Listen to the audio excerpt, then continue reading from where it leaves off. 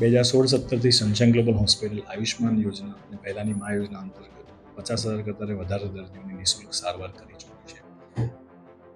થોડાક મહિનાઓ પહેલાં આયુષ્માન ભારત યોજનાની ઓડિટ ટીમ દ્વારા કરવામાં આવેલ ઓડિટમાં અમારા ઓન્કોલોજી ક્લસ્ટરમાં એક ડોક્યુમેન્ટમાં ક્લેરિકલ ત્રુટિ જાણવામાં આવેલ, જેના અંતર્ગત સનશાઇન ગ્લોબલ હોસ્પિટલને 3 મહિના માટે માત્ર એક જ ક્લસ્ટરમાં 3 મહિનાનું ટેમ્પરરી સસ્પેન્શન આપવામાં આવેલું છે સ્ટેટ ગ્રીવન્સ કમિટી દ્વારા, જેની સામે અમે સરકારને ભલામણ પણ કરી છે કે વહેલામાં વહેલી સસ્પેન્શન રિવોક થાય, જેથી છેવાડાના દર્દીઓને કેન્સર જેવા ગંભીર રોગોની નિઃશુલ્ક સારવાર પૂર્વવત મળ્યા રહે.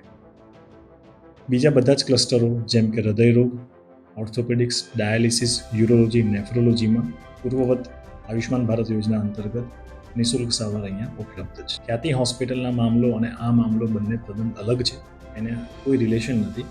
અને સનશાઇન ગ્લોબલ હોસ્પિટલનો આ જે નિર્ણય હતો એ ખ્યાતિ હોસ્પિટલની મેટર થઈ એના પહેલાંનો નિર્ણય છે સરકાર. Doctor Sanjay Patoliya sunshine global hospital સુરતમાં જેવી રીતે 100થી વધારે વિઝિટિંગ સર્જનો સેવાઓ આપી રહ્યા છે, એ જ રીતે છેલ્લા 1.5-2 વર્ષથી વન્સ ઇન અ મંથ એ અહીંયા આગળ આવીને બિરિયાટ્રિક પેશન્ટ્સની સારવાર કરતા હતા. આયુષ્માન ભારત યોજના 2018થી પ્રધાનમંત્રીના વિઝન સાથે અમલમાં આવેલી છે, જે છેવાડાના દર્દીઓ કે જેની પાસે they are very poor, below poverty લાઇનના દર્દીઓને જે સારવાર પહેલાં શક્ય નથી, જે એ લોકો અફોર્ડ નથી કરી શકતા, એ સારવાર એ લોકો ગવર્મેન્ટ, સેમી ગવર્મેન્ટ અને પ્રાઇવેટ હોસ્પિટલ જે એમ્પેનલ હોય એમાં એ લોકો નિઃશુલ્ક સારવાર લઈ રહ્યા છે અને લઈ શકે છે.